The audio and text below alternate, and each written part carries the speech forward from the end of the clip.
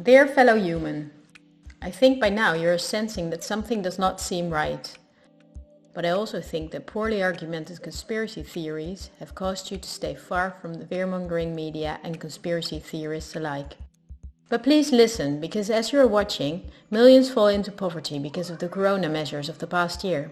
Even if the greatest economic crisis in history has not affected you yet, it will only be a matter of time until the rippling effects will hit you as well. This is not fear-mongering, but it's a harsh reality. I also think we might mitigate the damage and may even do better provided we are informed correctly about our situation. This is why I would like to show you a few facts you can easily check, facts that are of crucial importance. Less than a handful of big corporations dominate every aspect of our lives. That may seem exaggerated, but from the breakfast we eat to the mattress we sleep on and everything we wear and consume in between is largely dependent on these corporations. Those are huge investment companies that determine the course of money flow. They are the main characters of the play that we are witnessing. I know your time is valuable, so I summarized the most important data. How does it work? Let's take PepsiCo as an example. It is the parent company of many soda companies and snack companies. The so-called competitive brands are from factories from a few corporations who monopolize the entire industry.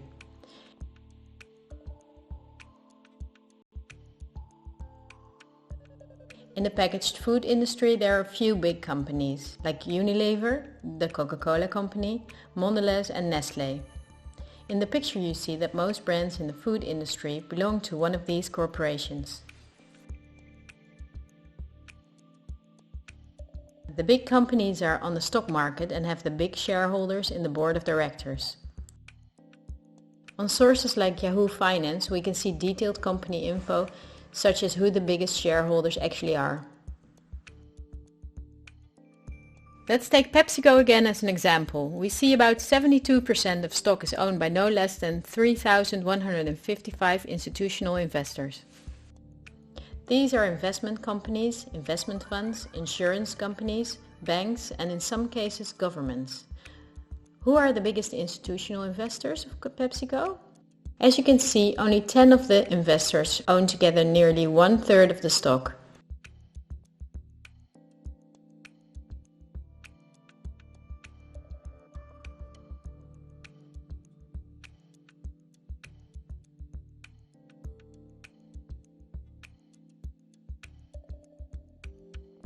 The top 10 of investors together amount to a value of $59 billion. But out of those 10, only 3 own more stock than the other 7. Let's remember them and look up who owns the most stocks of the Coca-Cola company, the biggest competitor of Pepsi.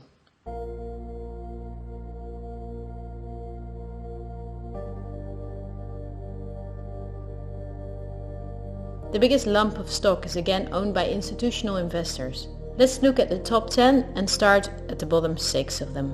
4 of these institutional investors we also saw at the bottom 6 of PepsiCo. These are Northern Trust, JP Morgan Chase, Geode Capital Management and Wellington Management. Now let's look at the 4 biggest stock owners.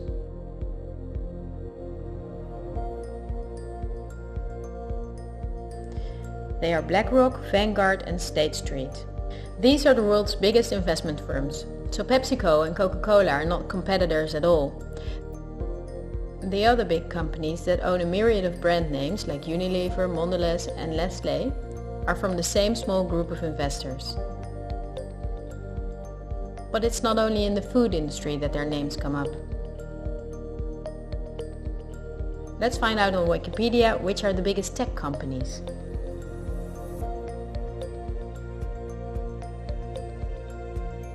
Facebook is the owner of WhatsApp and Instagram. Together with Twitter, they form the most popular social media platforms. Alphabet is the parent of all Google companies like YouTube and Gmail. But they are also the biggest investor in Android, one of the 2 operating systems for nearly all smartphones and tablets. The other operating system is Apple's iOS. If we add Microsoft to the above three, we see 4 companies making the software for nearly all computers, tablets and smartphones in the world. Let's see who are the biggest shareholders of these companies. Take Facebook. We see that 80% of the stock is owned by institutional investors. These are the same names that came up in the food industry. The same investors are in the top 3. Next is Twitter. It forms with Facebook and Instagram the top 3. Surprisingly, this company is in the hands of the same investors as well. We see them again with Apple and even with their biggest competitor, Microsoft.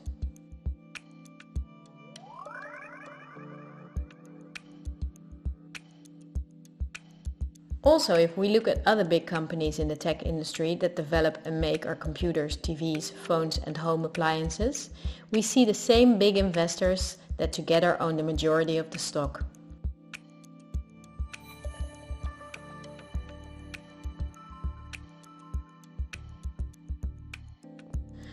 It's true for all industries, I'm not exaggerating.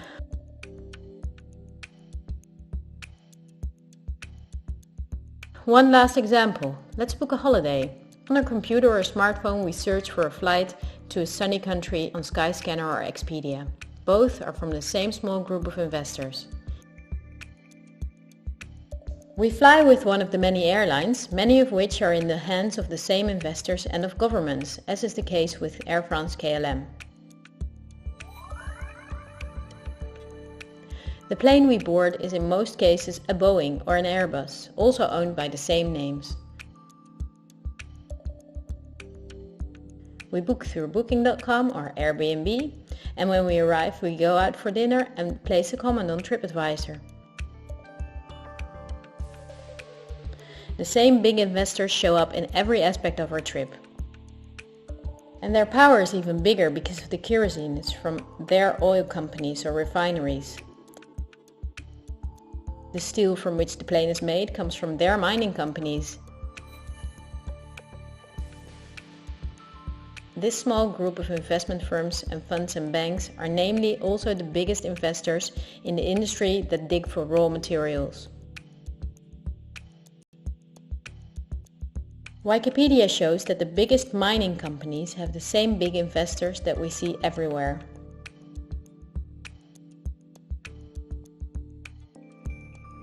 Also the big agricultural businesses on which the entire food industry depends. They own Bayer, the parent company of Monsanto, the biggest seed producer in the world.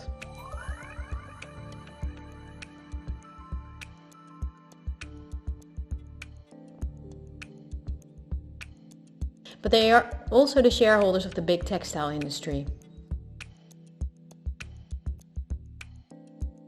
And even many popular fashion brands who make the clothing out of the cotton are owned by the same investors.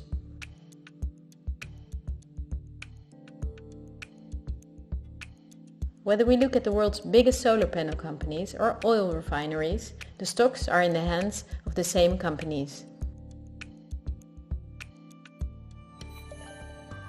They own the tobacco companies that produce all the popular tobacco brands, but they also own all big pharmaceutical companies and the scientific institutions that produce medicine.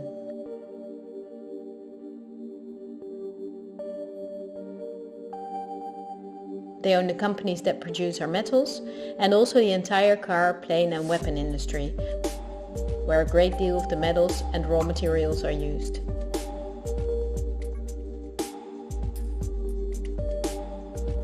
They own the companies that build our electronics, they own the big warehouses and online markets, and even the means of payment we use to buy their products.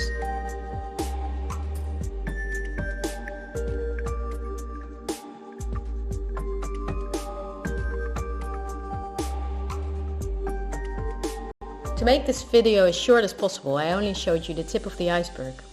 If you decide to research this with the sources I just showed you, then you will see that most popular insurance companies, banks, construction companies, telephone companies, restaurant chains and cosmetics are owned by the same institutional investors we have just seen.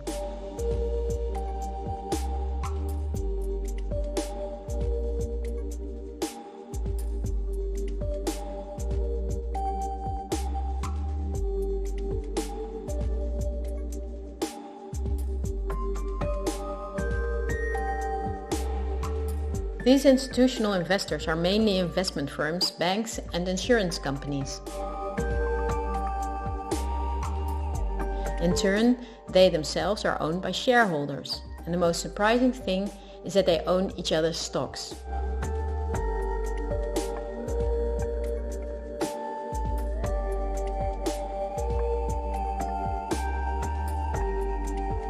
Together they form an immense network comparable to a pyramid. The smaller investors are owned by larger investors. Those are owned by even bigger investors. The visible top of this pyramid shows only two companies whose names we have often seen by now. They are Vanguard and BlackRock. The power of these two companies is beyond your imagination. Not only do they own a large part of the stocks of nearly all big companies, but also the stocks of the investors in those companies. This gives them a complete monopoly.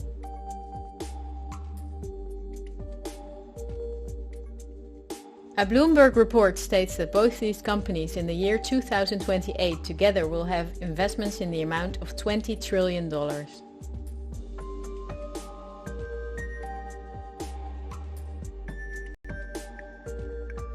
That means that they will own almost anything. Bloomberg calls BlackRock the fourth branch of government because it's the only private agency that closely works with the central banks. BlackRock lends money to the central bank, but it's also the advisor. It also developed the software the central bank uses. Many BlackRock employees were in the White House with Bush and Obama. Its CEO Larry Fink can count on a warm welcome from leaders and politicians. Not so strange if you know that he is the frontman of the ruling company. But Larry Fink does not pull the strings himself. BlackRock itself is also owned by shareholders. Who are those shareholders? We come to a strange conclusion.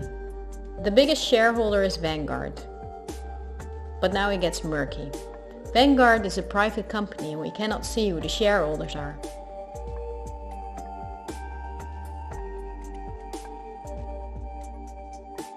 The elite who own Vanguard apparently do not like being in the spotlights. But of course they cannot hide from who is willing to dig.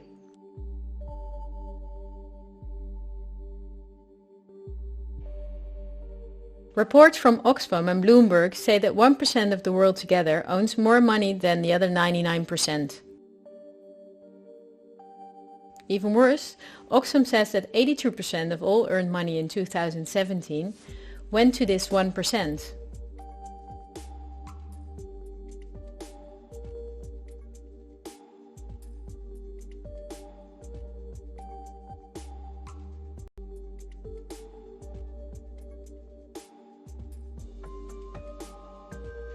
Forbes, the most famous business magazine, says that in March 2020 there were 2,095 billionaires in the world.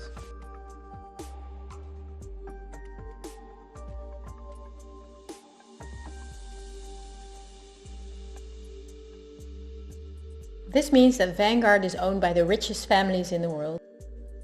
If we research their history, we see that they have always been the wealthiest, some of them even before the start of the Industrial Revolution. Because their history is so interesting and extensive, I will make a sequel. For now, I just want to say that these families, of whom many are in royalty, are the founders of our banking system and of every industry in the world. These families have never lost power, but due to an increasing population they had to hide behind firms like Vanguard, of which the stockholders are the private funds and non-profits of these families.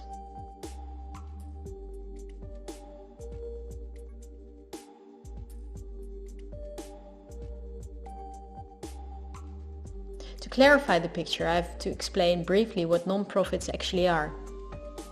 These appear to be the link between companies, politics and media. This conceals the conflicts of interests a bit.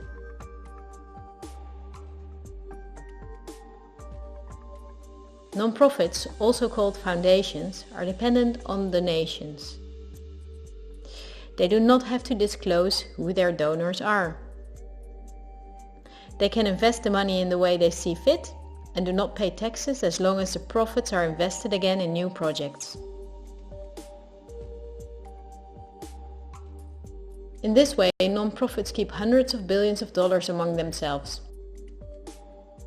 According to the Australian government, non-profits are an ideal way of financing terrorists and of massive money laundering.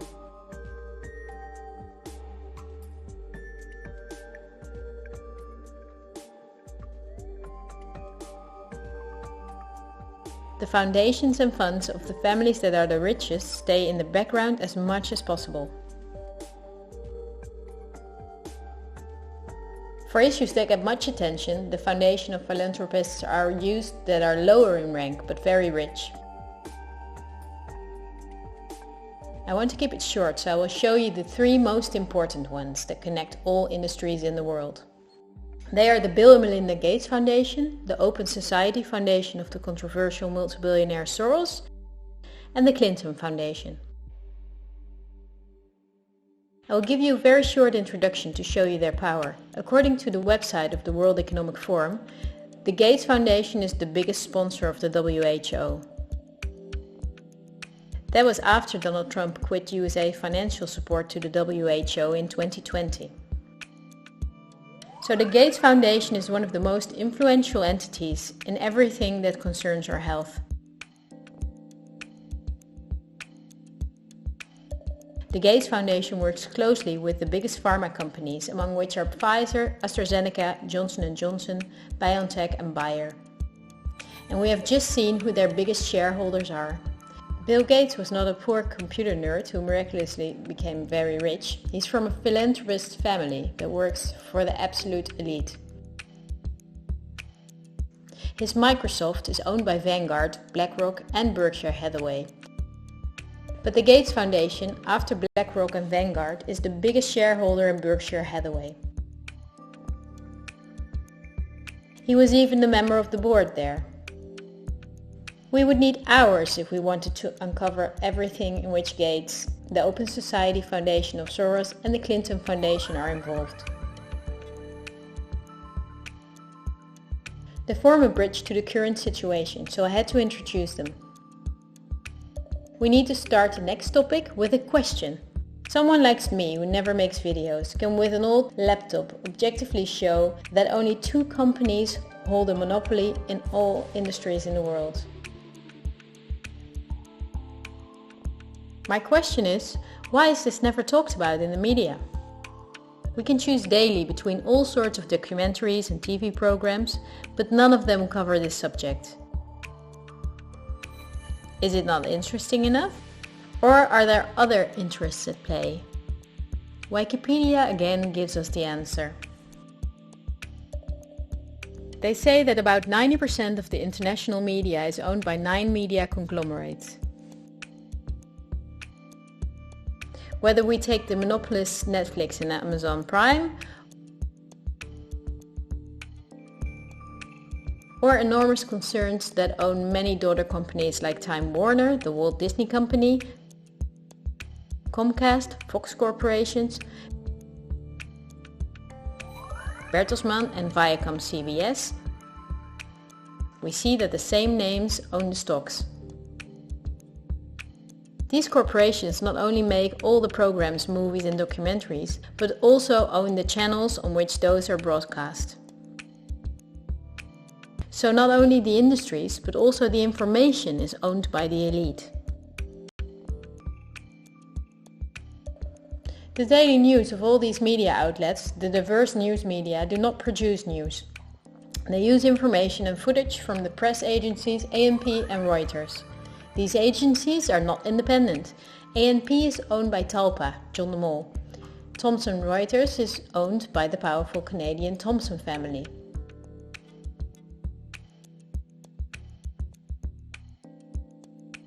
The most important journalists and editors working for these agencies are a member of a journalism agency like the European Journalism Centre.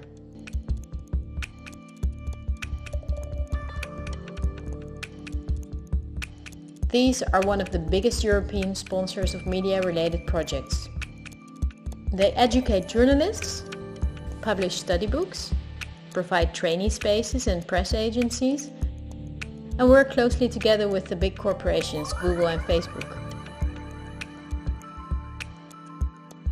For journalistic analysis and views, the big media use Project Syndicate. This is the most powerful organization in the field. Project Syndicate and organizations like I mentioned are together with the press agencies the link between all worldwide media outlets. When news anchors read from their audio cues, chances are that the text stems from one of these organizations. That is the reason that worldwide media shows synchronicity in their reporting. One-sided news stories plaguing our country. The sharing of biased and false news has become all too common on social media. More alarming, some media outlets publish these same fake stories without checking facts first. The sharing of biased and false news has become all too common on social media. More alarming, some media outlets publish these same fake stories true without checking facts first. Unfortunately, some members of the media use their platforms to push their own personal bias and agenda to control exactly what people think. And this is extremely dangerous to our democracy. This is extremely dangerous to our democracy. This is extremely dangerous to our democracy. This is extremely dangerous to our democracy. This is extremely dangerous to our democracy. This is extremely dangerous to our democracy. This is extremely dangerous to our democracy. This is extremely dangerous to our democracy. This is extremely dangerous to our democracy. This is extremely dangerous to our democracy. This is extremely dangerous to our democracy. This is extremely dangerous to our democracy. This is extremely dangerous to our democracy. This is extremely dangerous to our democracy. And look at the European Journalism Centre itself. Again, the Gates Foundation and the Open Society Foundation. They are also heavily sponsored by Facebook, Google, the Ministry of Education and Science and the Ministry of Foreign Affairs. Who sponsors the organization and press agencies that produce our news? With Project Syndicate, we see the BMGF, the Open Society Foundation and the European Journalism Centre. The organizations that bring the news get paid by non-profit organizations, of the same elite that also owns the entire media. Well, this was a lot to chew on, and I tried to make it as short as I could. I only used examples that I thought were necessary to create a clear overview. This helps to better understand our current situation, that can shed new light on past events.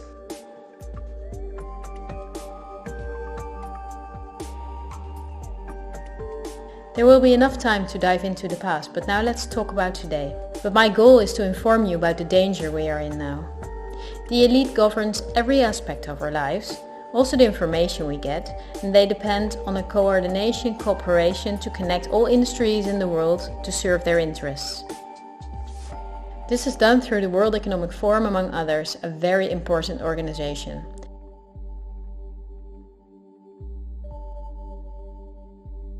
Every year in Davos, the CEOs of big corporations meet national leaders, politicians and other influential parties like UNICEF and Greenpeace. In the supervisory board of the WEF is former President Al Gore, Christine Lagarde, chairwoman of the European Central Bank. Wikipedia says that the annual fee for members is €X.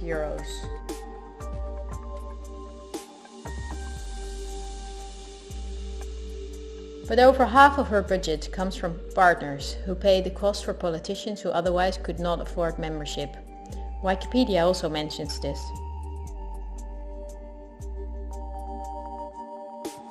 According to critics, the WEF is for rich businesses to do business with other businesses or with politicians.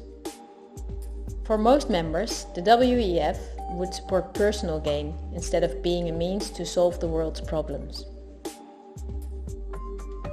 Why would there be many world problems if the industry leaders, bankers and politicians from 1971 onwards have gathered every year to solve the world's problems? Isn't it illogical that after 50 years of meetings between environmentalists and the CEOs of the most polluting companies, nature is gradually doing worse, not better? That those critics are right is clear when we look at the main partners that together make up more than half of the budget of the WEF.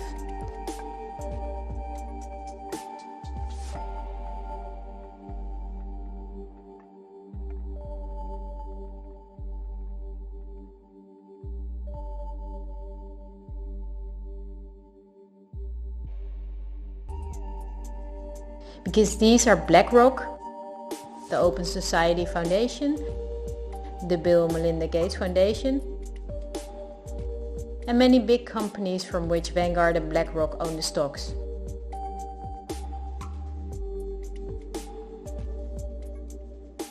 Chairman and founder of the WEF is Klaus Schwab, a Swiss professor and businessman. In his book The Great Reset, he writes about the plans of his organization. The coronavirus is, according to him, a great opportunity to reset our societies.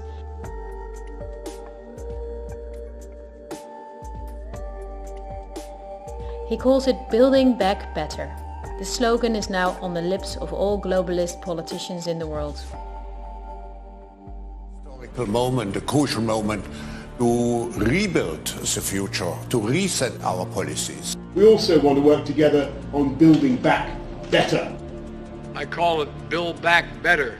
But the COVID-19 pandemic can also be a moment for resolving long-standing conflicts and addressing structural weaknesses. It's certainly a major crisis, but it also offers us a unique opportunity. 4 sets of priorities can guide the response to build back better. To build back a better world. But also to build back better.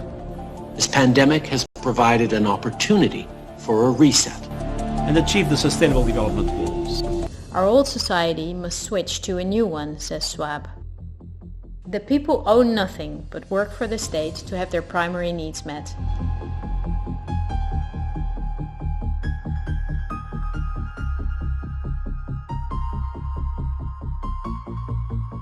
The WEF says it's necessary. For the consumption society the elite forced upon us is not sustainable anymore.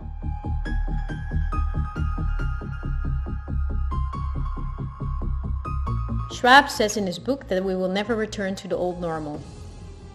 And the WEF published a video recently to make clear that by 2030 we will own nothing, but we will be happy.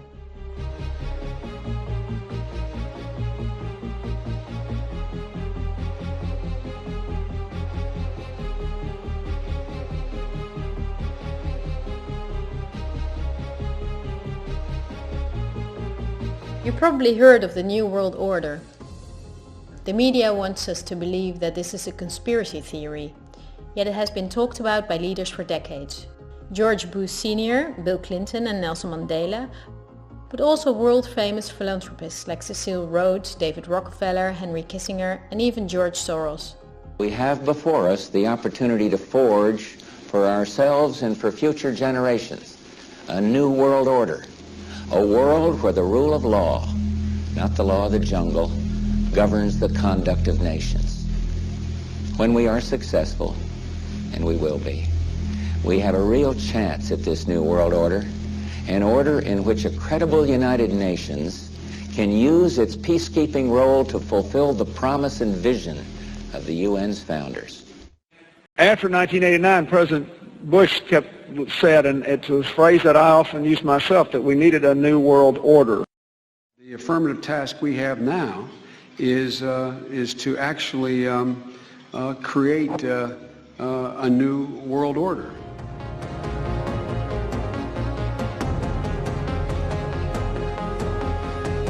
The UN presented in 2015 her controversial Agenda 2030. It is almost identical to the Great Reset of Klaus Schwab. The UN wants to make sure, as does Schwab, that in 2030 poverty, hunger, pollution and disease no longer plague the earth. Sounds nice, but wait till you read the small print. The plan is that Agenda 2030 will be paid by us, the citizens.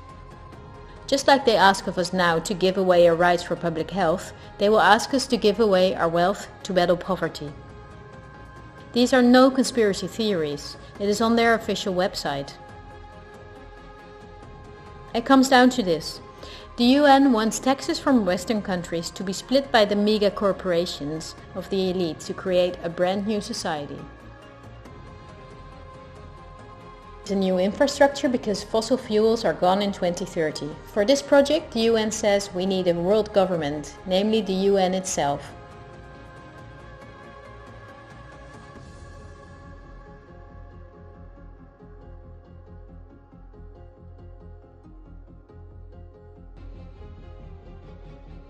The UN agrees with Schwab that a pandemic is a golden chance to accelerate the implementation of Agenda 2030. It is worrisome that the WEF and the UN openly admit that pandemics and other catastrophes can be used to reshape society.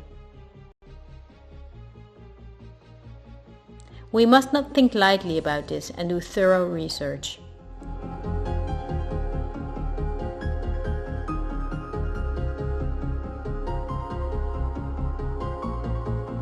On Friday, October 18, 2019, months before the pandemic was announced, a gathering was held in the Pierre Hotel in New York City.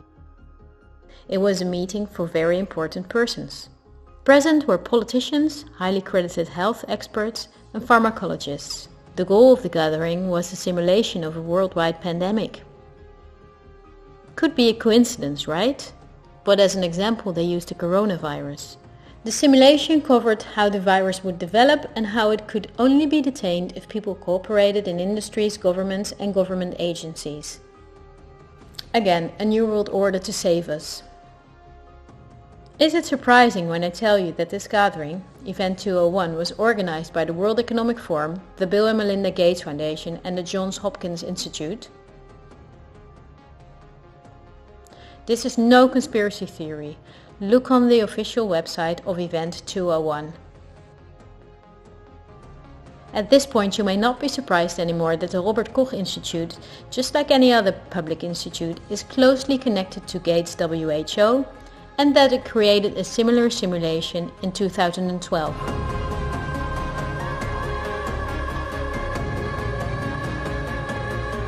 Just like in Event 201, they took a coronavirus as an example. In this simulation, the starting point was a food market in Southeast Asia. A coronavirus would jump from an animal to a human. In the simulation, it takes some weeks for the Chinese to discover the virus. In this way, it can spread all over the world. A simulation is made of the next 3 years of lockdowns, destroyed economies, and the impacts on society, riots and protests included. I won't go into the details, look it up on the website of the German government.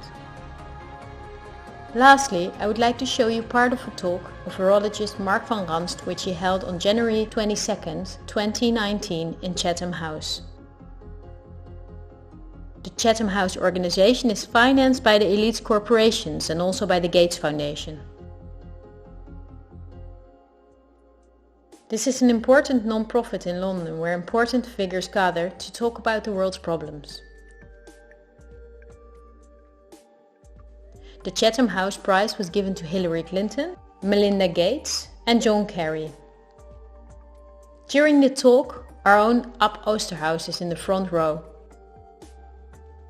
Van Ranst explains how he misled the people during the swine flu. He triggered fear by death numbers without context and media manipulation. He laughs as he tells how he made sure that the vaccines of the pharmaceutical companies he was working for then were accepted by many fearful people. To tell you about my experiences being the crisis manager, the flu commissioner for Belgium and highlighting the communication aspects there. And then you have one opportunity to do it right. I mean, day one is so important. In day one, you start your communication with the press, with the people, and you have to do it right. I mean, you have to go for one voice, one message. In Belgium, they chose to appoint a non-politician to do that. I mean, I have no party affiliations, and that makes things a little bit, at that time at least, a little bit easier because you're not attacked politically, majority, minority.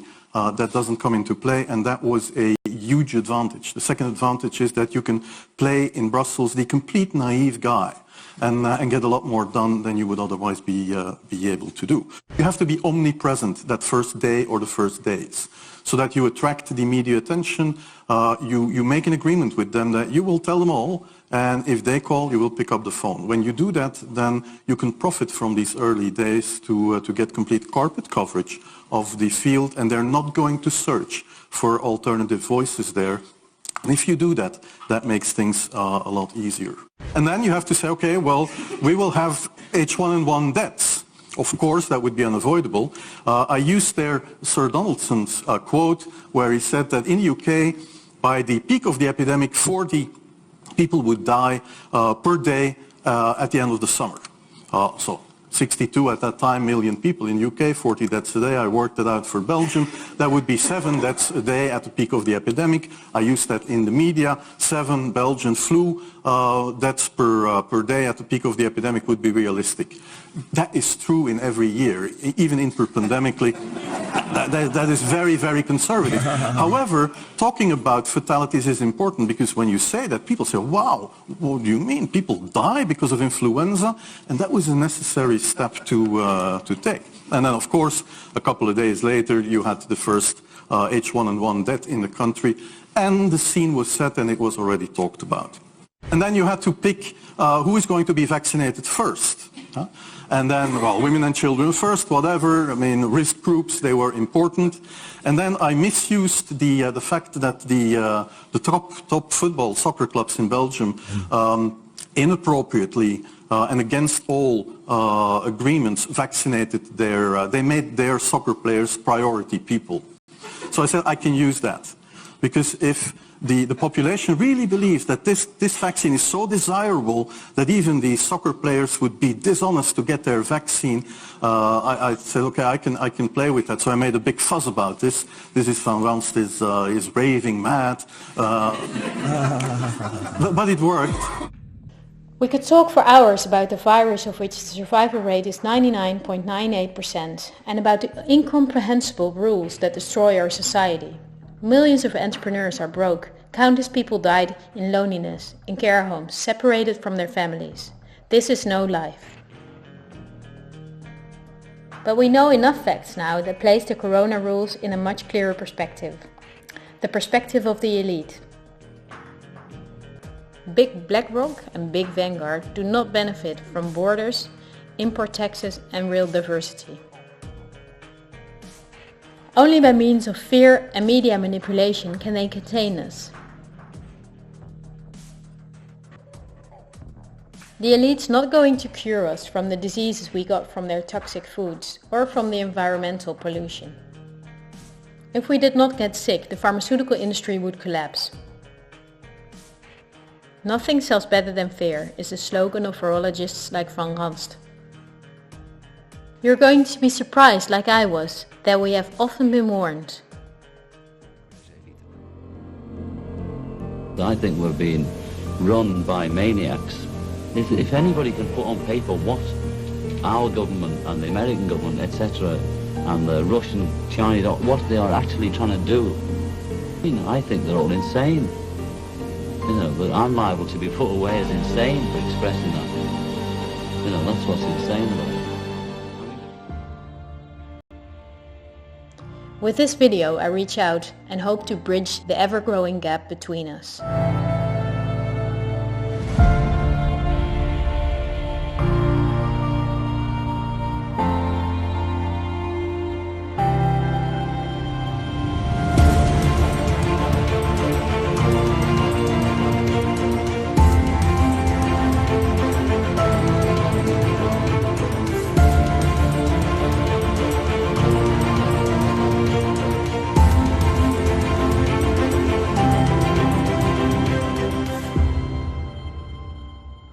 Thank you for listening.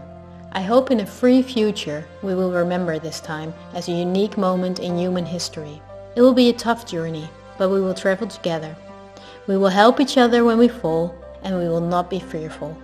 We are the 99%.